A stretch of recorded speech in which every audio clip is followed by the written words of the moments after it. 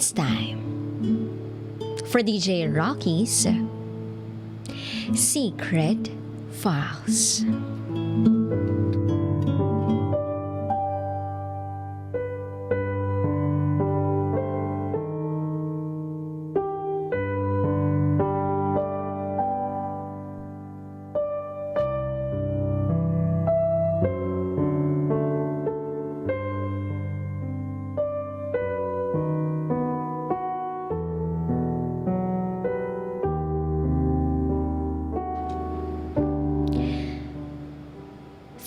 Years old ako nang mabuntis ako.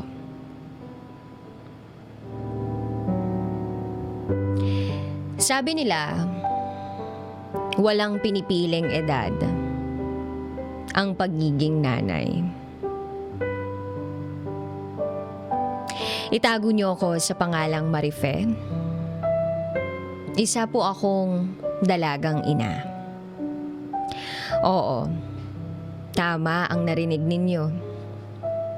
Ako ay nabuntis ng maaga. 13 years old ako nang magdalang tao ako. At hindi lang isa ang ipinagbubuntis ko noon, kundi dalawa. Opo, sila ay kambal. Paano? Na-in-love ako sa isang lalaking mas matanda sa akin. Itago na lang natin siya sa pangalang Ace. Marami siyang magaganda at mabulaklak na salita na binibitawan sa akin. Katulad na lang ng, ngayon lang ako na-in-love ng ganito. O ikaw ang pinakamagandang babae na nakilala ko. Kaya naman sa mga salitang yun, kilig na kilig ako. Nagbibigay din siya sa akin ng love letters. Mga note na nagsasabi kung gaano niya ako kamahal. Mga note na nangangakong walang iwanan. Hanggang sa natagpuan na lang namin yung mga sarili namin. Napahantong dun sa bagay na hindi dapat gawin. Oo, dumating yung punto na gusto na niya na gawin namin ang ipinagbabawal. Noong mga panahong yun, bawal talaga akong mag-boyfriend. Pero patago ang ginawa ko. Natakot ako nun. Sabi ko, wag, baka mabuntis mo ako. Pero ang sabi niya sa akin, wag daw akong mag-alala at mangamba kasi hindi naman daw niya ako sasaktan. Kaya, kahit alam kong bawal yung ginagawa ko, sa bandang huli, ay napapayag niya ako. Nag-set kami ng date kung kailan namin gagawin. Wala pa akong kaalaman sa mga ganun kaya nagtiwala ako sa kanya dahil mas matanda siya sa akin. Alam ko na mas alam niya yung dapat gawin. Hanggang sa dumating yung araw na itinakda namin. Nangyari ang hindi dapat mangyari. Fast forward. Lumipas ang buwan matapos mangyari yun. Nakaramdam na ako ng takot. 2 buwan. 2 buwan akong hindi nagkakabuan ng dalaw. Kaya sinabi ko kay Ace, Ace, paano yan? Ala pa akong dalaw, baka buntis ako. Pero nilinaw niya sa utak ko na wala daw akong dapat ipag-alala. Hindi yan. Nag-iingat ako. Tsaka ako bahala sa'yo. Sabi niya sa akin. At dahil In love nga ako at bata pa ako. Nagtiwala naman ako.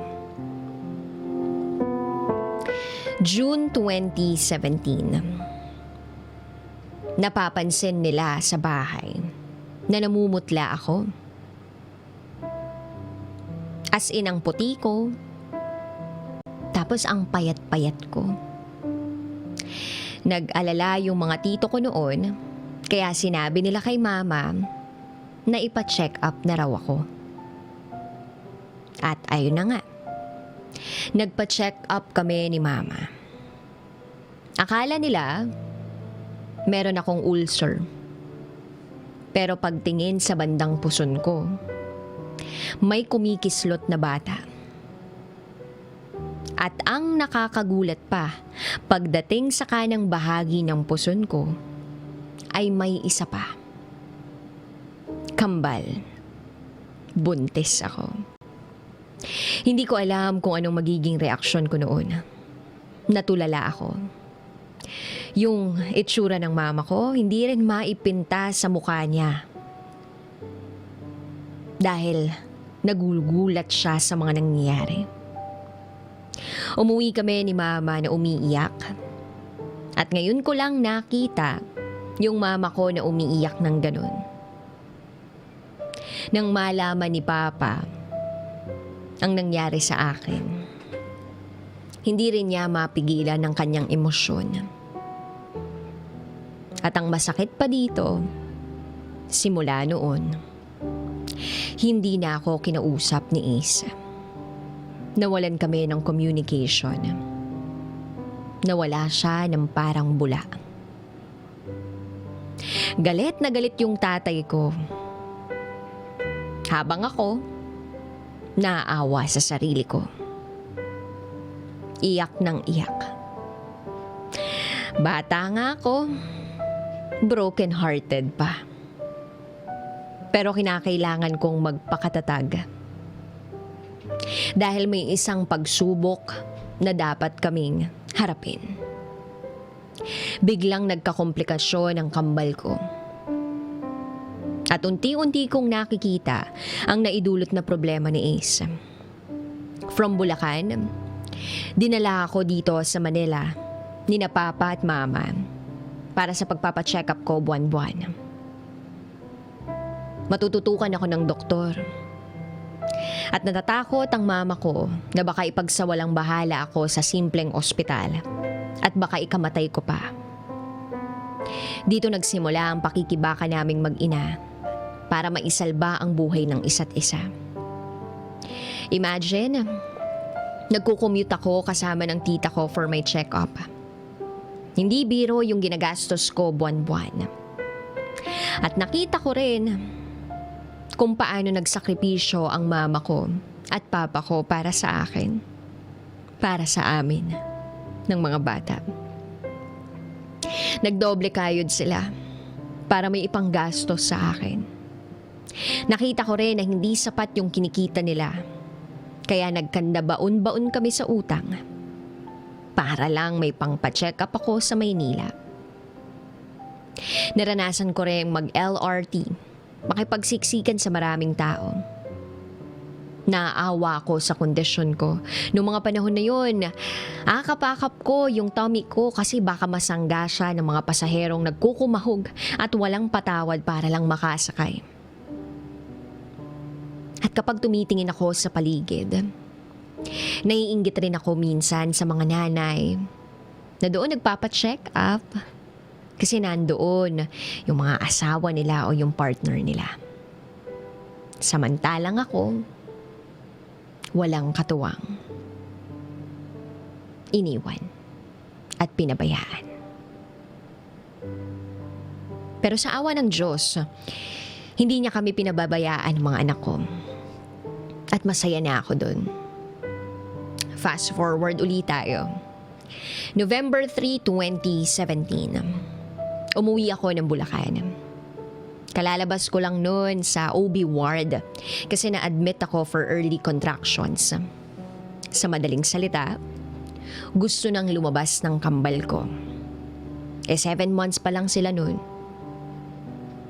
So ayun na nga. Hindi pa ako nakakaupo sa sofa namin ay biglang, aray, sumakit yung puson ko bigla. Pero pinagsawalang bahala ko. Hanggang sa nararamdaman ko yung pamimilipit ko sa sobrang sakit. Magdamag akong namilipit sa sakit. Hanggang kinabukasan, November 4, gumising ako at nagbanyo. Diyos ko. May lumabas sa akin na parang bituka. Naiihi ko na yata yung panubigan ko. Hanggang sa inakay ako ni Mama. Tarantang-taranta sila. Inayos yung mga gamit, tsaka yung kotse. Pero ako, sinubukan kong kumalma. Naligo pa ako at nagbihis. Buti na lang pinagbigyan pa ako ng kambal ko na magpaganda. Pero eto na nga. Nang nasa kotse na kami, sumakit uli. Sobrang sakit. Imagine from Bulacan, lumuwas pa ako ng Maynila. Nagmumura na ako sa daan sa sobrang sakit kasi traffic pa. At eto pa malapit na kami sa ospital as in konting kembot na lang nang biglang may narinig akong malungkot na kanta. Yun pala ay may patay. May patay na nagmamarcha sa harap namin. Hindi ko na napigilan. Lumabas ako ng kotse. Nagpaakay ako sa mama ko. Sabi ko, "Ma, tara na. Lalabas na talaga. Hindi ko na kaya." Hanggang sa nakita kami ni Manong Guard at dali-daling kumuha ng wheelchair. Dinala ko sa OB-GYN building. Bangag na ako that time. Wala na ako sa sarili ko.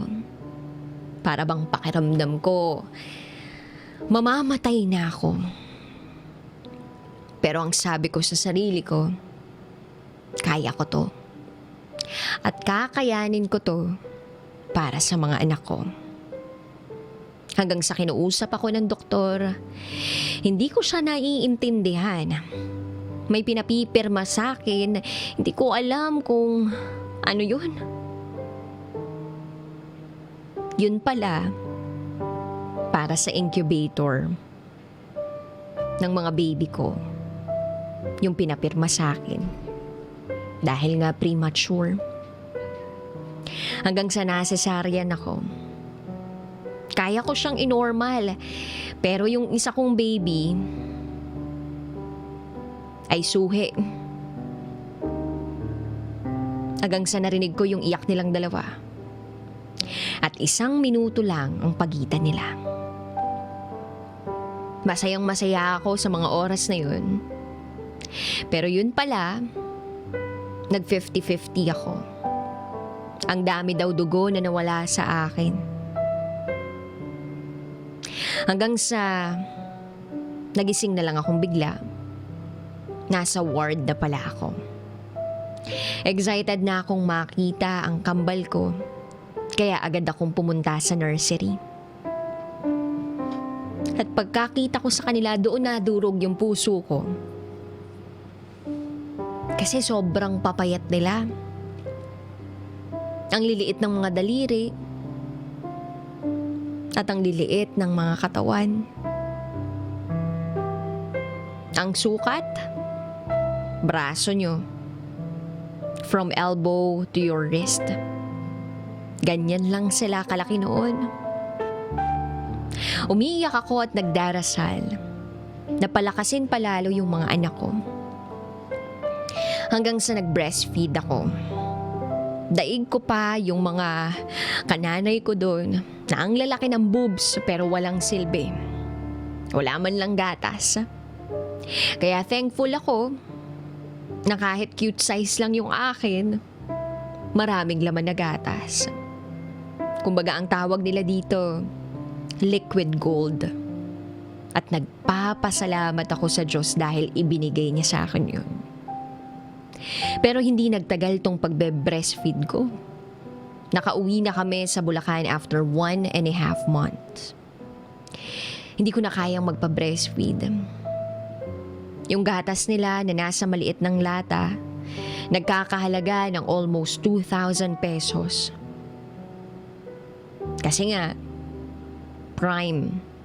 Kaya need nila yun. At doon mas nadurog yung puso ko. Bakit? Kasi dumarating yung punto na wala nang laman yung lata. Tapos wala akong magawa. Nakikita ko yung mga anak ko noon na umiiyak dahil sa gutom. Tapos, hihingi ako at sasabihin ko sa mga magulang ko na nagugutom na yung mga anak ko. Tapos to the rescue. Sila na yung gagawa ng paraan para doon. Nakakaiyak na nakakainis isipin na ako yung nanay at wala akong magawa. Kasi nga bata ako. Sinong tatanggap sa akin para magtrabaho? Bata nga ako, 'di ba? Kaya sa bawat sabi ko sa magulang ko na, Ma, wala nang diaper eh. Pa, walang gatas eh. Ang sakit nun. Ang sakit-sakit nun para sa akin. Kasi hindi ko mapangatawanan yung naging desisyon ko.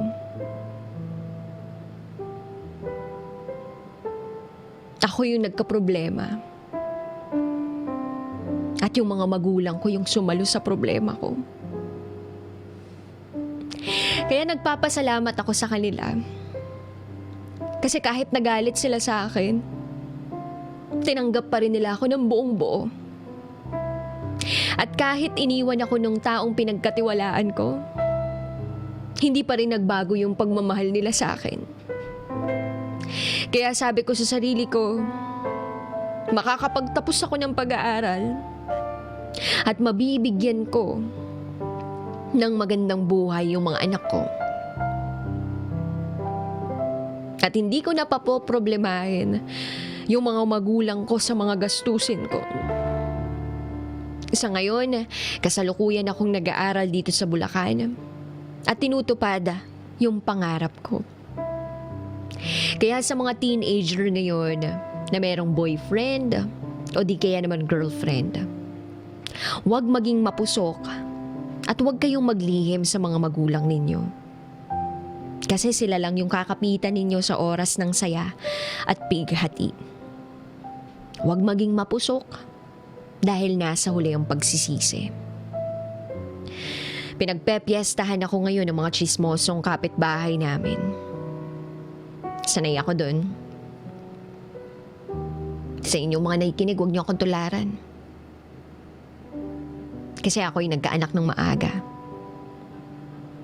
O hindi pa napapanahon.